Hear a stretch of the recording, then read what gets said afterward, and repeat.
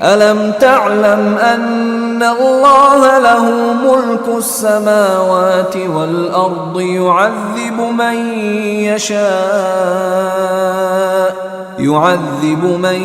يشاء ويغفر لمن يشاء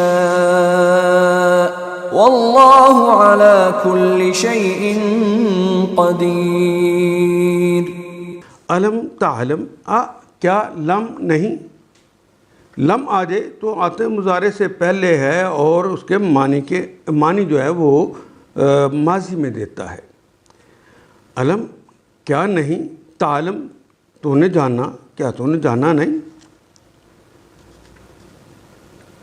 ان اللہ لہ ملک السماوات والارض، ان اللہ بے شک اللہ تعالیٰ ہے، لہو اس کے لیے ہے، یعنی اس کی ملکیت ہے، ملک السماوات ساری ملکیت جو آسمانوں کی ہے، والارض اور زمین کی۔ یعذب، عذاب یعذب، عذاب کا کلمہ اردو میں استعمال بھی کرتے ہیں۔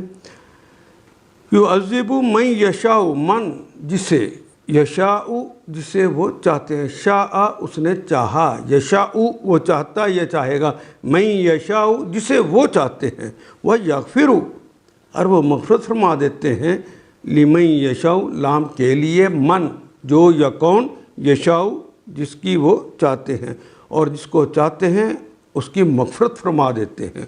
واللہ علی کل شیء قدیر، واللہ اور اللہ تعالیٰ ہیں، علی پر اردو میں استعمال ہونے والے کلمات، وہ بھی، اللہ بھی، علا بھی، کل بھی اردو میں استعمال ہوتا ہے، شین بھی اردو میں استعمال ہوتا ہے، قدیر بھی اردو میں استعمال ہوتا ہے، پنجابی میں بھی استعمال ہوتا ہے۔ واللہ علی کل شیء قدیر، بے شک اللہ تعالیٰ ہر چیز پر قدرت رکھتے ہیں، اور یہ قدیر کا کلمہ بھی فعیل ان کے وزن پہ آ گیا، ازل سے ابد کی وہ قدرت رکھتے ہیں، اور یہ صفت بھی اللہ کی ذاتی۔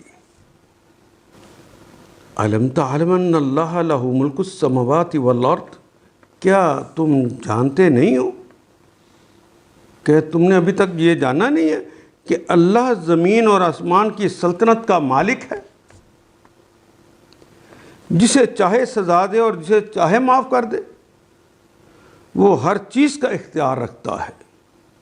ان آیات کو ایک دفعہ پھر تلاوت خود کیجیے، عربی و مبین پڑھتے ہوئے دیکھیے، کیا بات پوری اندر اتر رہی ہے؟